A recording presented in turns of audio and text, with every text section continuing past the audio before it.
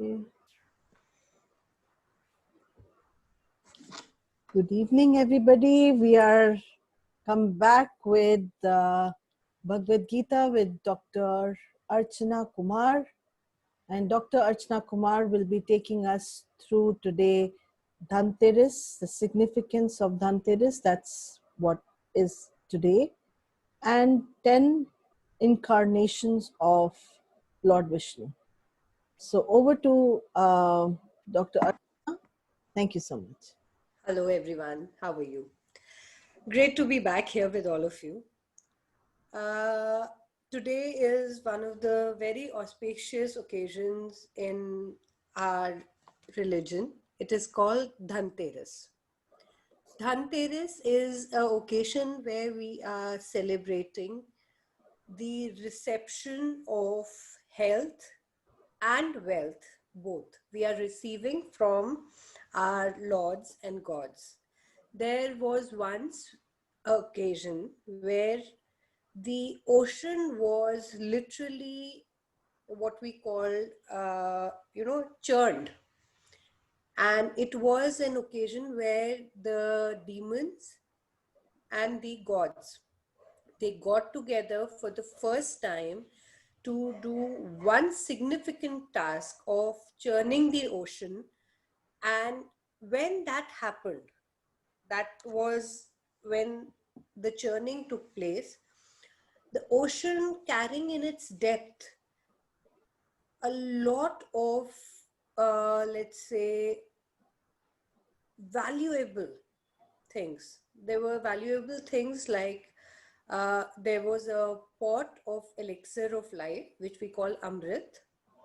Then there was this Eravat elephant, which came out. There was a halal wish. Wish is poison. The kind of poison which, if had just come out in the world, probably the whole world would have died and perished under the influence of that poison. Now, what happened was this churning took place, and it was done to achieve the Amrit, the elixir of life, the elixir of immortality. And during this process of churning, there was this particular god, which we called God Dhanvantari. He had come out from the depth of the oceans, carrying the pot of immortality, and also a book which was the origin of the, let's say, the basic of treatment of Ayurvedas. The significance of today is that when Lord Dhanvantari appeared on today's date on earth, the elixir was distributed among the demons and the gods, which was very tactfully done, because the demons were not supposed to be getting the elixir of immortality. So that was done again by Lord Vishnu. He turned himself into a feminine, form, and then distributed the elixir. And it was very smartly done. Only one particular demon, who we call as Rahu and Ketu, had taken the elixir. Rest all, only the gods received it. Now, the Dhanteras is basically worship of Lord Dhanvantari, which I just mentioned, came out of the ocean. And Lord Dhanvantari in Hindu mythology is having the kalash or the pot of the immortality, and is teaching us to learn to be healthy. And secondly, which is very important for today, is that we have to learn to have control on our most important sense of tongue, that is the sense of taste. On today, we worship Lord Dhanvantari and take a pledge to use our tongue, which just does two things: taste and speech. both of them are very significant in our life to understand that we can make or break relationships, uh, anything with our tongue.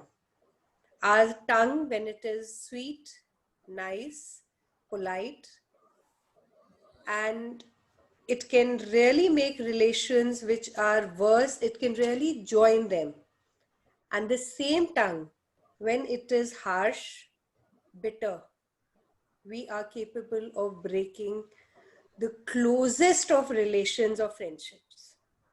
Secondly, when we are eating, the taste, it is another very important aspect of our life, because when we start eating wrong, it leads us to land up being in hospital or disease or ill health. So learning to take control of this particular sense is what we pledge in today's world. That is the significance of worshipping Lord Dhanvantari and learning from his teachings. Secondly, we are talking about Bhagavad Gita. Lord Krishna is talking to Arjun on the ground of Kurukshetra. On today's day, I really want to share with all of you the incarnations of Lord Vishnu. As we are just on the verge of celebrating Diwali, where we worship Lord Ram, Lakshman, and his wife Sita, and his brother Lakshman. Here, I would like you to know that there are four major yugs that happened, starting from the Satyug, the Treta Yug, the Dwapar Yug, and the Kali Yug, that is the present time. Satyug was the time when everything was on Sat, positive. There was nothing negative happening that time. Treta came following Satyug.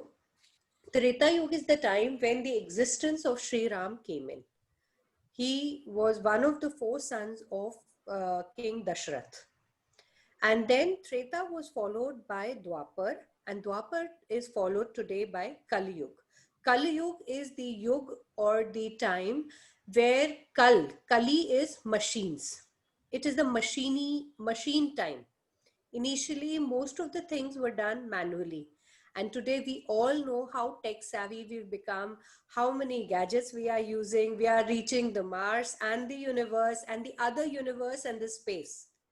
The satellites, the science, the technology, the inventions, the learnings, the comforts in life. Go back to Satyug and let's go back to caveman. They would literally, even lighting fire for them was such a tedious task, rubbing those two stones, and then one spark somewhere would light the fire. And today we just turn our knob and we get what we want. So that is the Kali Yuga, the Yuga of machines. In Hindi, we call it the Machini Yuga, Kali Yuga. Okay.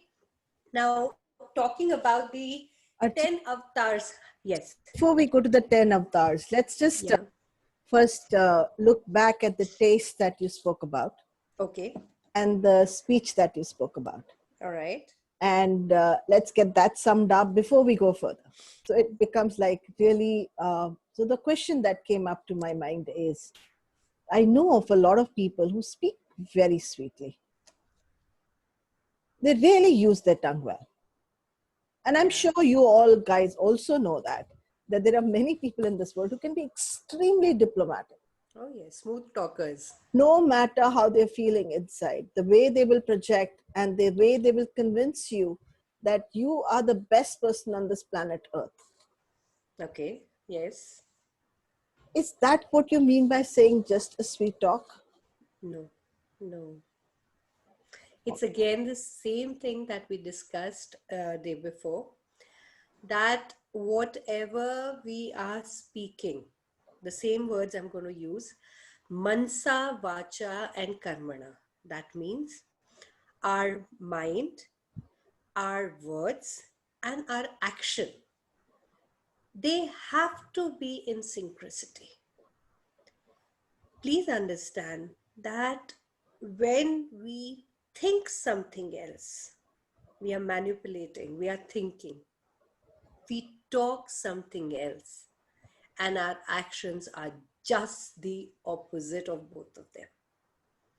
It is then we are causing a lot of disturbance in our own system, because we remember discussing the senses, the mind, and the intellect and Atma. When our action, thoughts, and words are not in alignment, Anu, we are creating a lot of disturbance in our own system. We are not, because every time we are killing our Krishna consciousness, or we are subduing it, I'll give you a very small example. It's something like a person who's a thief, a robber. He plans a robbery. Okay. And he plans everything. Perfect. Fine. It's planned. Even when he's about to leave his house to do the act, the Krishna consciousness in him, the conscience that we call in him, knocks, tells him it's a wrong deed. And you know what he does? He just puts a cap on it and carries on with it. Whatever action he is doing, he's responsible for it, because that knock came to him. He was warned, don't do it. It's not the right action. For this, we have a very beautiful legend that comes in our mythology, where there's this particular saint. He's called Valmiki. Before that, he was a tyrant, a dacoit, a robber, a thief, and a cheat. So once, when Lord Buddha was crossing his path, he happened to meet, and Valmiki actually came in contact with Buddha, and Buddha asked him, why do you do these wrongdoings? Why are you earning your bread and butter doing all the wrong actions? He said, I have to do it. I have to do it for my family. I have to do it for my children, my wife, my parents. So Buddha said, okay, fine, do a thing, that go and ask your family that whatever actions you're doing, every action has a reaction. So whatever actions you're doing, because of them, you are going to be punished. Ask all your family members, are they willing to take half, even half of the punishment, what you are going to face? Because that's what they say, that you are not going to be a liberated soul if you're not doing right deeds. So he went home and he asked all his members, and they said, no, we are your children. You're supposed to be feeding us. How you feed us is your problem. You do the right deeds or you do the wrong deeds. So again, he came back. He asked the same question to all the family members, and they all said the same thing. And that was one day when he came back, he learned his lesson, talked to God Buddha, and he completely changed. He was completely transformed after that. So then it happened that his manasa, vacha, and karmana, his thought, his words, and his action came in alignment, and he changed a new leaf. So it's very beautiful what you're saying. It takes me back to a number of things, thought patterns. Yeah, One is that we can't taste our words. yeah, And so we are constantly using those words, thinking that they're not going to have a resonance in our body. yes, And interestingly, our anger, our words also have a resonance in us, because research proves that our muscle and our spine is the one that's connected with all the muscles, and the sound of our voice and the sound of whatever we are talking is going to be carried into the spinal cord and into all the muscles of our body. yeah, And the muscles and the bones of our body are required to do the kar, the doing. The action is all taken by these muscles, but they're resonating with the words, the inner dialogue that you're having, the external dialogue that you're having, not just the words, my dear. It's the vibrations that are getting carried down your spine, down into every part of your body, and up into your brain. And so it's not that you're just feeling the sound by your ears, but you're feeling that sound with every bit of your musculoskeletal system. Now, then we are saying, I don't just taste what I speak, I feel the resonance of what I speak. But what I speak is not in the resonance with my inner voice. There is already a conflict. There is a conflict. And there's another very beautiful thing, Anu. It is something like when we sit and talk, we remember somebody. Yes, We are so fondly, or even in anger at times, thinking about somebody. Either we get a phone call from a person, or somebody just comes and talks about that person. It is that even that thought of ours is capable of creating that ripple in the universe to make sure that you receive it. absolutely. So just imagine how potent even our thought is, that if you are loving somebody with that depth, how is it possible that the person will not perceive it? And similarly, if you have hatred, how is it possible? You go, you hug a person, you love a person, you kiss a person, you shower them with gifts, and inside you really don't have those feelings, and you think that the person is not going to perceive it. You're mistaken.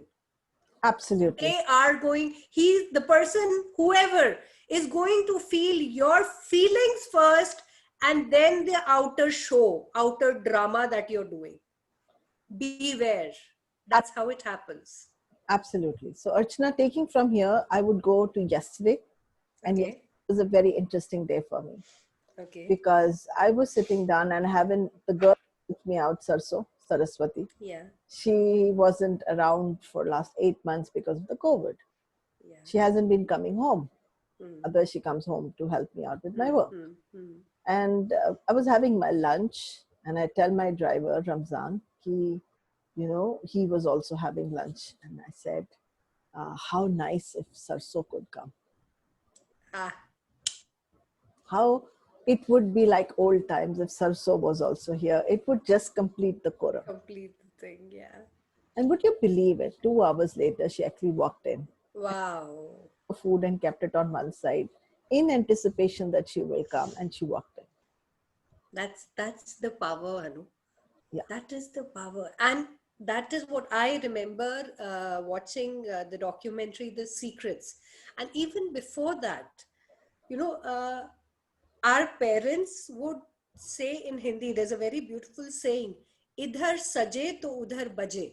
What it means is that if the thought has rolled in your thought process, believe you me, it will resonate where it is supposed to. absolutely. And this did not come now. This does not come after the documentary. It has been said in our books, in our mythology, that if you are thinking, it is not possible that the other person is not perceiving it. The only condition is you need to be clear and pure in your heart, thought, word, and action. Absolutely. And the nature is going to take it where you want to go. Beautifully said. Archana, there was an experiment done where they Mhm. saw whether when the baby cried, Yeah. and if when the mom was in the at her office working and she was Hmm. still feeding the baby, and let's say Hmm. it's the day 2 that she's left the baby and the baby is crying, the mother would lactate right at the time, Oh, yes. Yes, right at very true. when the baby was crying. Now baby and mom are like miles away, Miles away. and yet you can Yes. hear those vibrations. Yet you can hear those vibrations, and can give you example here. My dog Luna didn't Yeah. eat the whole day because I was not at home. Hmm. You know what's significant is not that she didn't eat, but what's significant is that the minute I reached Mumbai, my car touched Mumbai, she put the food in her mouth as if to say that, I know that you're I coming. know you're here. I know you're here. Exactly. And this is what we are talking about, the resonance of the words, the resonance of your thoughts, the resonance of your body.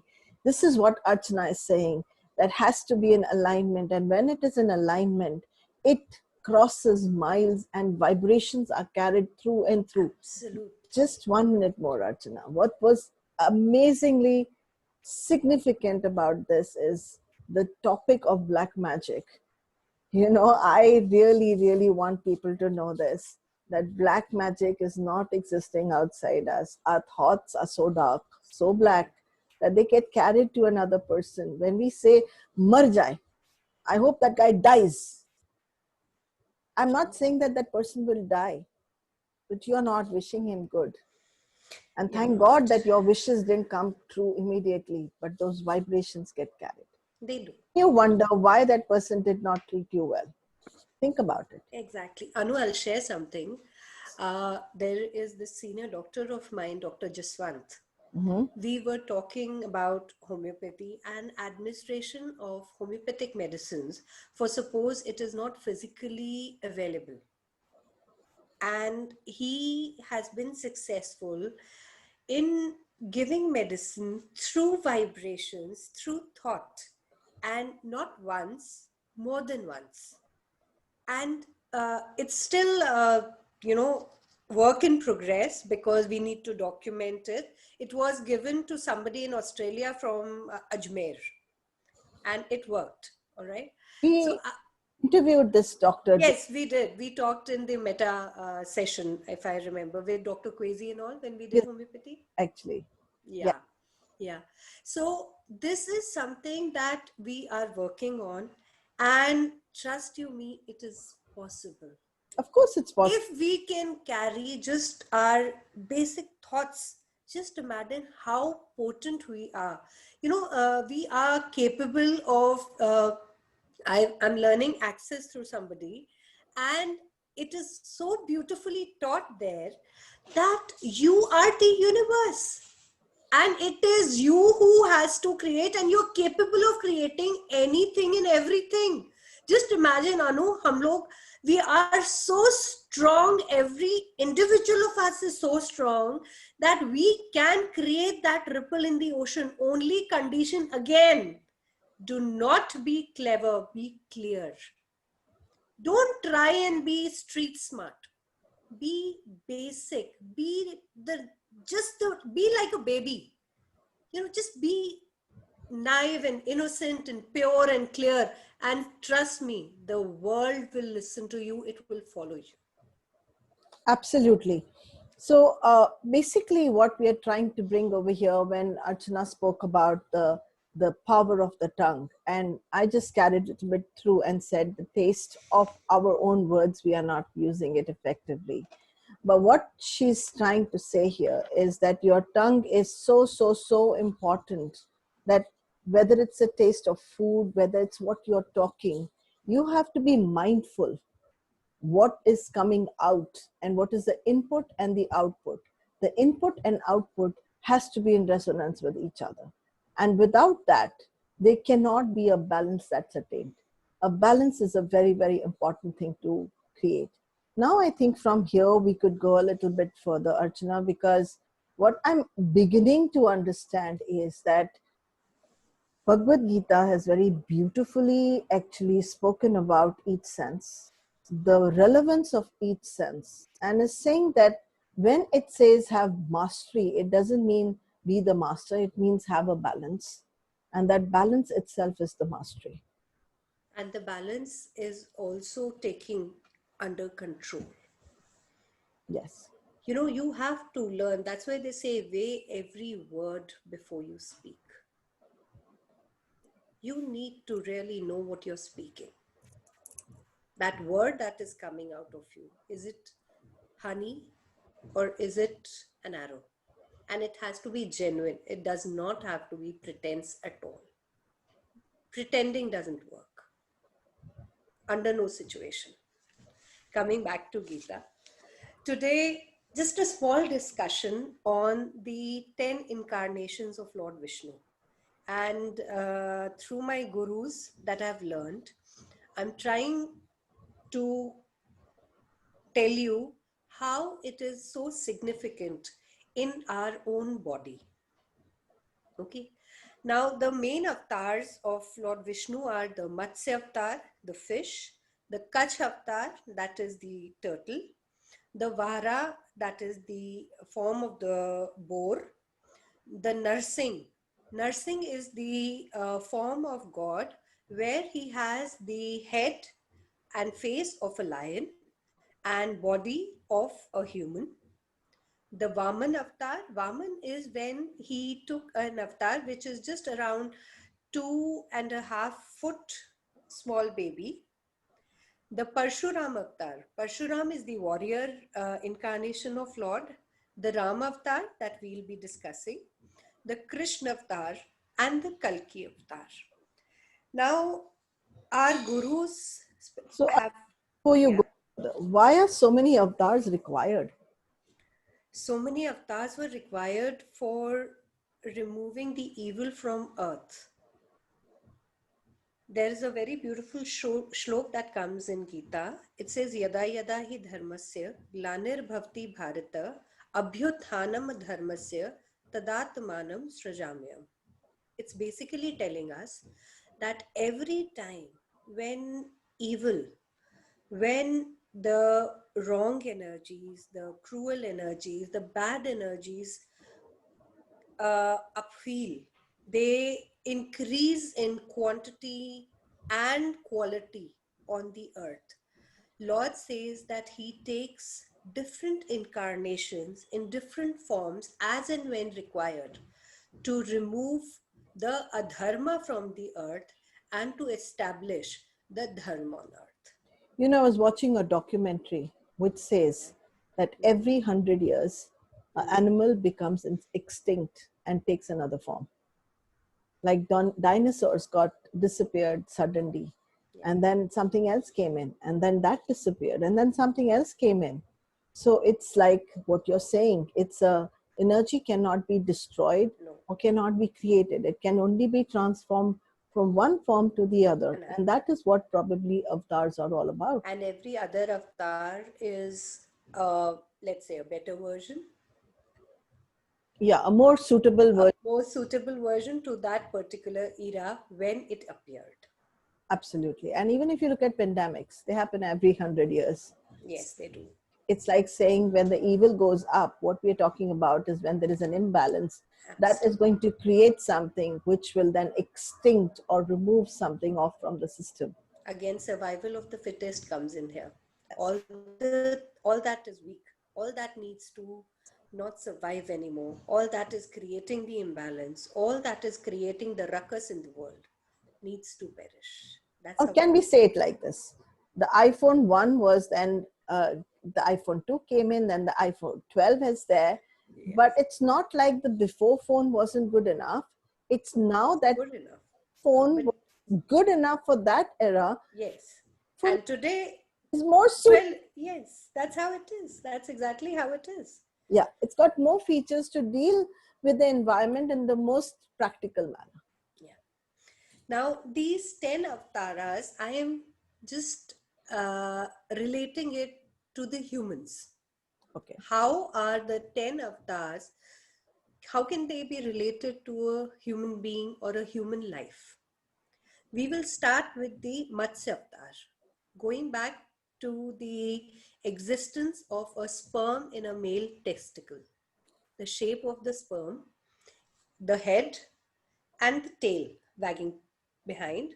The tail, which moves, creates the motion and helps the sperm to reach its destination, the ovum. That is given a similitude to the Mats avatar. How in the ocean of the fluids, the way the Matsya came in, avatar came in to rescue people in very dangerous and rough seas. In the similar fashion, the sperm faces the rough seas and achieves its goal of fertilizing the ovum. That's how we start. And once the fertilization occurs, the initial formation of the fetus, we all know, there's small stubbles. Like there's a portion of the body, and there are small hand and a small bud of hand and a small bud of feet would, appear. When we see in the ultrasound and all, we know all that. That looks very similar to the Kach avatar of Lord Vishnu. Kach is the turtle or the kachua that we call. And when we notice that when a turtle is attacked, we all would know how the turtle has a tendency of collecting all five, the head, the two front legs, and the two back legs. It collects everything and gets together under the cover of its shell. There are two significance here which I would like to share. In the similar way, Lord Krishna is telling Arjun that, oh Arjun, you should be capable of taking control of all five senses the way a kach or a turtle or a kachua just gathers all the five senses as he feels he's under attack or as he senses the danger. Similar fashion, a Gyani Jan, a learned person, a knowledgeable one, is capable of controlling all five of its senses, and then he is capable of ruling the world. Okay. After this is the Varaha avatar of Lord Vishnu, where we compare that to another of the growing baby. When the baby is growing, the head appears to be long, and then the body. It gives an appearance of a boar. All right. That is compared to the Varaha avatar. After that comes the nursing avatar of Lord Vishnu. Nursing was the avatar where Lord Vishnu actually killed a demon called Hiranyakashyap by using his claws, where he actually, broke through his chest and killed him. And he had a face of a lion. Now, a similar way, when the baby is taking birth under natural course, the baby is tearing through the mother's uterus, leading to a lot of bloodshed. This way, Lord Nursing created a lot of bloodshed there. So it is compared to nursing avatar, the birth of the baby. Okay. Once the baby is born, then it is compared to the Vaman avatar. We all remember having small toddlers in the house. When they are crawling on their foot, they look so beautiful. And when they stand, they are not any big than, just a feet and a half or a 2 feet or 2.5, not more than that. And that is compared to the Vaman avatar of Lord Vishnu. There is a very beautiful, significant story with all the 10 avatars, but it is very difficult to explain that here because they are, very long and illustrious. So I'm just sharing the gist of them. After that comes once the toddlers are done with, we get into the teenage. Teenage is compared to the Kshatriya avatar of Parashuram. Now, Parashuram is known to literally vanish the Kshatriyas using his parsa, that was his weapon, 13 times all over from the face of earth. He himself was that capable.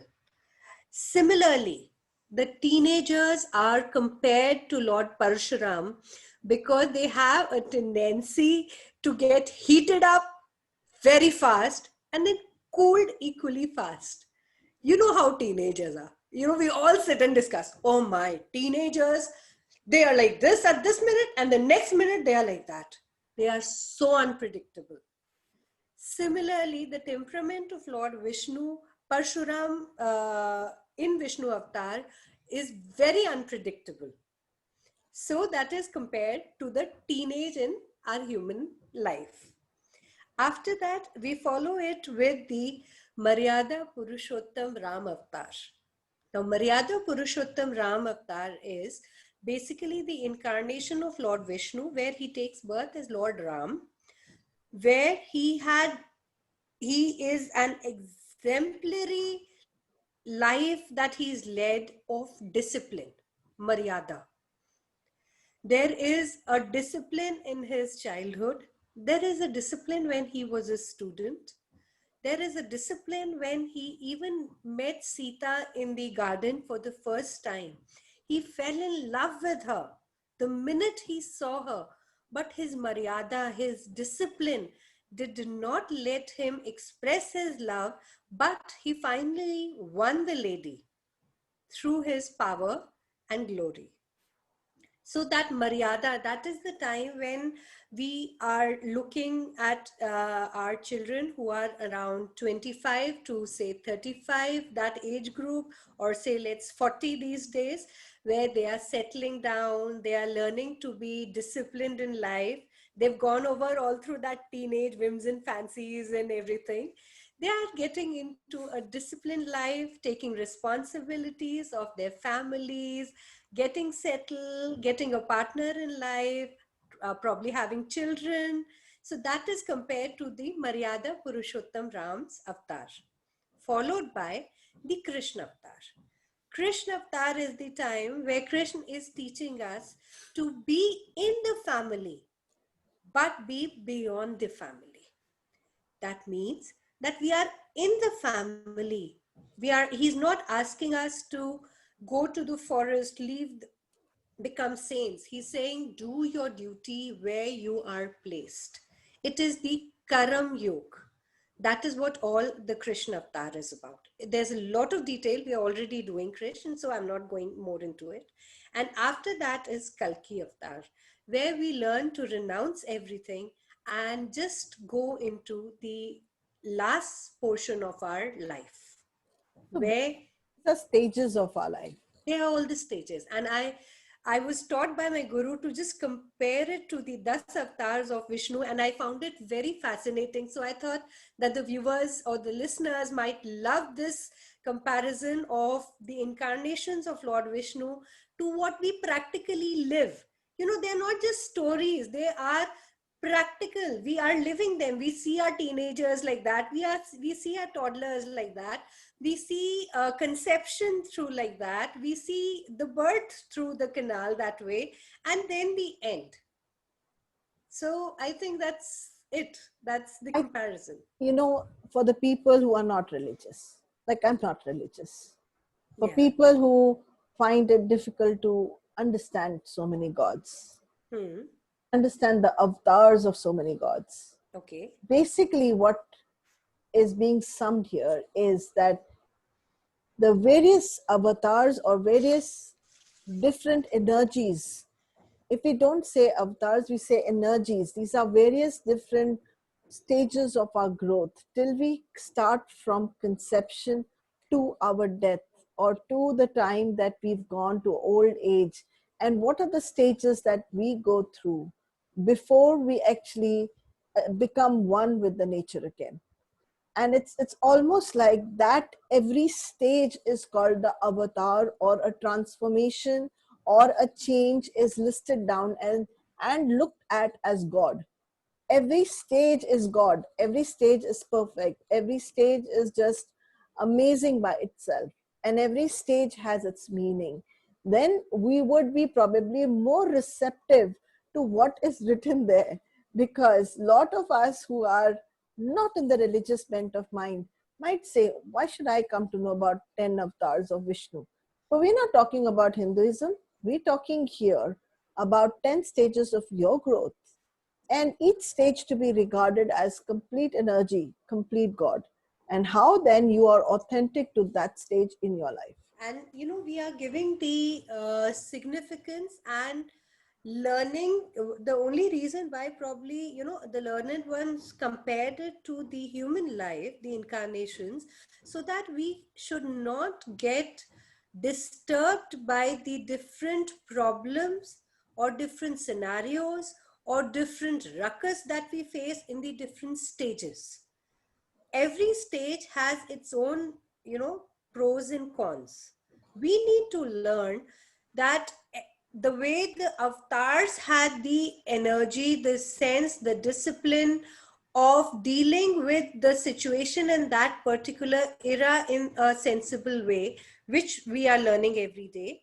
Similarly, in our body, from conception till death, the different stages, the way I described the stage where it's the marriage stage, or the teenage, or the toddler, we learn to deal with the current situation, the problems of teenage, and the plus points of teenage. So we have to learn to act accordingly. That's what is the comparison between the avatars and our body. It is so beautiful. I mean, why I enjoy it is because I never thought of comparing a lord or energy or the god to my conception. I never realized, oh, it is as simple as that. That's the way. Right. And so we are saying at every stage that you are, whether you are like a little tadpole, or whether you're like a little toddler, or whether you are like Krishna, who is, with his family and yet not there, or whether you are in the last stage, which is the Kalki stage, where you are talking about your old age and how you're dealing with it. Whichever stage you are, that stage by itself is perfect. And if we were bringing family constellations here, it's almost like saying yes to every stage, yes to every part of you, and not eliminating or rejecting any part of you. Because the more you say yes to you and yes to the external, whatever is happening, the more you are becoming complete. And that is one of the reasons that we have to actually say these lines: I love and accept myself. Is it so difficult? Basically, it's so difficult because we haven't said yes to ourselves. We haven't Absolutely. said yes to every stage. We are looking, when we are a child, we're looking to be older because we see there and say, oh, that's better. Yeah. When we are older, we want to be a child. When we are a teenage, we want to be like our parent and give orders. And when we are big as our parents, we want to regress back to be a toddler. So we are not Absolutely. happy with where we are. We are not saying yes to ourselves. We are not accepting ourselves in totality.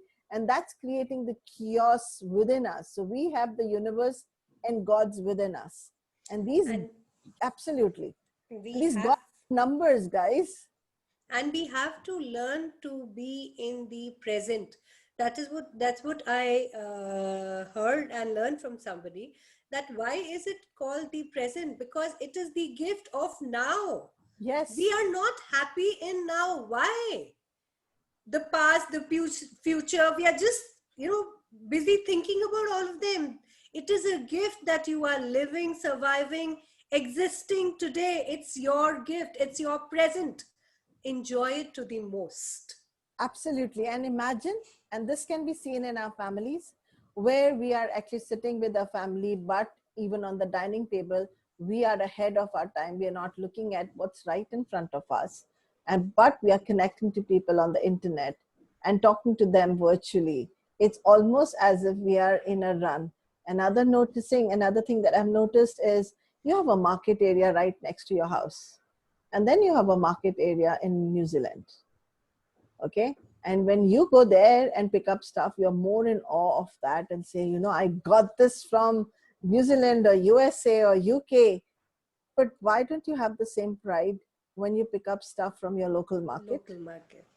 Are you Exactly. saying that what's really available to you isn't good enough?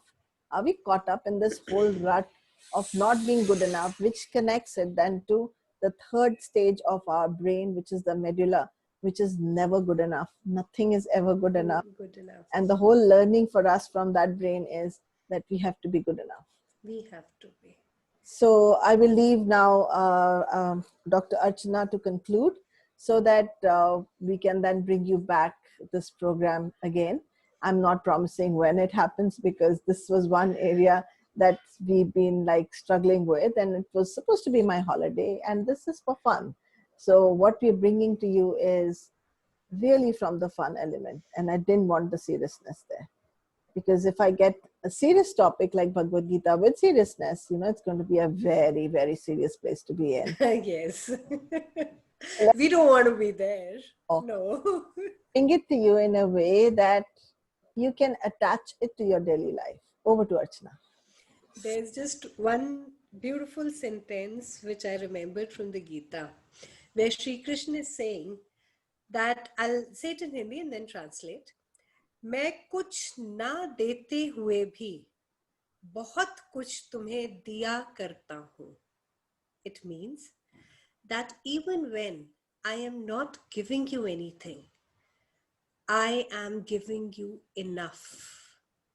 Only a person who is having complete faith will see that I have given him so much, even when I'm not giving anything. So when you feel that you're lacking something, have the faith, have the trust in the universe, in Krishna consciousness, that you are still being blessed. For some reason, if a person misses a flight and goes around cursing, and later on finds that the flight met with an accident, he is just thankful for missing the flight. Similarly, when you are not getting what you want, because that's the way it is supposed to be thankful for that, that there is some hidden agenda behind it which is very beneficial for you. Absolutely. And I'm going to connect this with the family constellation. And that was so beautiful that when I was reading Bert Hellinger's book, and he mentions that this man, a rich man, is standing right at the brink. He's died and now he's going to go to the heaven. Yeah. And he's asking this man, I want the best room. And I want to be in that room where you serve me the best food. Okay. And I want the best bed.